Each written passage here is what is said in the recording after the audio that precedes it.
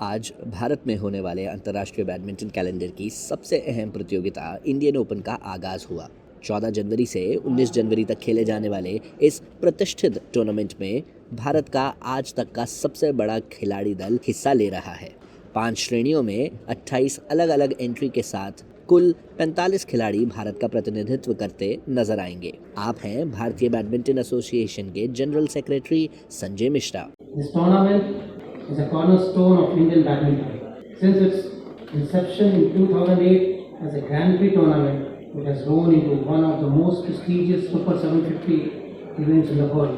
Today we celebrate the 13th edition of this iconic tournament, and it continues to inspire the new generation of players, attract the world's best talent, and contribute to India's rise as a global badminton powerhouse. इस प्रतियोगिता में लक्ष्य सेन, श्रीकांत कदाम्बी और HS. Prannoy जैसे दिग्गजों के साथ कई युवा खिलाड़ी भी शामिल हैं।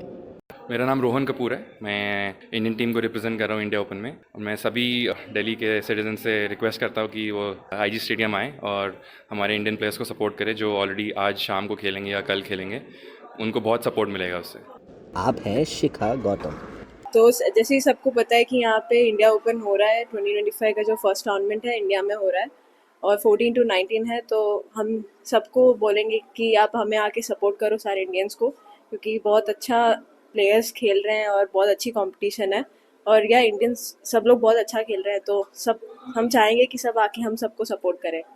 इन युवा चेहरों के साथ साथ सबकी चहेती 2 बार की ओलंपिक पदक विजेता पीवी सिंधु भी इस प्रतियोगिता में शिरकत करते हुए नजर आएंगी। सिंधु ने हाल ही में हुए सैयद मोदी इंडिया इंटरनेशनल को जीता था, जिसके बाद उनका आत्मविश्वास चरम पे है। I think it was very important for me to have that win because it gave me a lot of confidence and a lot of boost because it was quite some time that I had actually a win. Yeah, I've been playing quarters, semis, finals, losing in the finals, but I think that win itself gives you that confidence. So I think it definitely did give me a lot of confidence because the end of the season and end of the year and ending a note with a good win, I think it's always good to have that confidence going forward.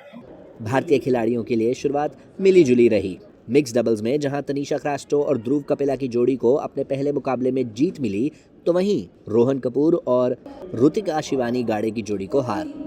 Specially India open is a very big event, बहुत बड़ा event है, तो मेरे लिए already वो एक confidence booster है कि क्राउड हमारी तरफ है। थोड़ा डिसअपॉइंट किया उनको आज, couldn't win the match. But initially हमने देखा कि बहुत सारे ड्रॉप शॉट्स आपने बिल्कुल स्टार्टिंग में पहले गेम के मारे और उससे आपको काफ़ी सक्सेस भी मिली, but as the game went on you went away from that tactic. Yeah, maybe thoda sa I was nervous maybe because game was pretty crucial throughout the match. Initially I thought I could try few stuff and pull out the match, pull out the first game at least, and that worked. But second game from that side I just completely forgot about it, and that didn't. युवा खिलाड़ी सतीश कुमार करुणाकरन और आद्या वरियत की जोड़ी को भी फ्रांसीसी प्रतिद्वंद्वियों के खिलाफ हार का सामना करना पड़ा। आप हैं आद्या वरियत। प्रिपरेशन तो अच्छी थी, हम प्रिपेयर्ड थे, पर हम भी बैक टू बैक टूर्नामेंट्स खेल रहे, तो फिर 2 हफ्ते का ही प्रैक्टिस मिला था इसके पहले जो ओडिशा में सब टूर्नामेंट हुए, तो जिससे आज तो हमारा गेम तो उतना काम नहीं किया। आगे से बहुत सारे मिस्टेक्स हो रहे थे, अनफोर्स एरर्स बहुत हो रहे थे, तो फिर वो भी बहुत फास्ट से आगे आके हमें पुश कर रहे थे, तो हम भी थोड़ा ज़्यादा क्लोज खेलने गए, तो फिर वहाँ पे थोड़ा अनफोर्स एरर्स गए। जब आप बैक टू बैक टूर्नामेंट्स खेलते हैं, क्या फटीग एक इशू होता है? फटीग होता है, दोनों मेंटली और फिजिकली दोनों फटीग होता है, और फिर मेरी भी इसके आने से पहले थोड़ी तबीयत ठीक नहीं थी, तो फिर बॉडी भी बहुत वीक हो गया था, तो फिर हम जब टूर्नामेंट्स खेलते तो ऑप्शन भी नहीं है कि खेलना पड़ता है हमें कंटिन्यूस, तो टूर्नामेंट के बीच में ही हम रिकवर होके फिर से फिजिकली और मेंटली प्रिपेयर होते हैं।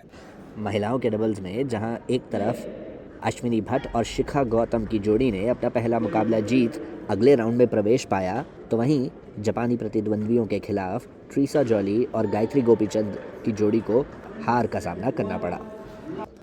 इसके अलावा एक कश्मकश भरे मुकाबले में पुरुषों के एकल वर्ग में किरण जॉर्ज ने जापान के योशी टनाका को हराया। मुकाबला तीसरे सेट तक गया, जहां बार बार ड्यूस होने के बाद 27-25 से अंततः किरण ने मैच को जीता।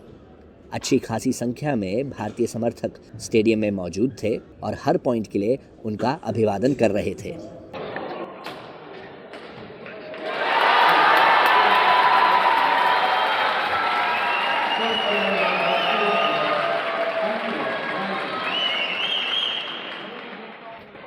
पुरुषों के एकल वर्ग में ही श्रीकांत कदाम्बी को चीनी प्रतिद्वंद्वी वेंग होंगयांग के विरुद्ध वॉकओवर मिल गया, जिसके चलते उन्होंने भी दूसरे राउंड में प्रवेश पा लिया है।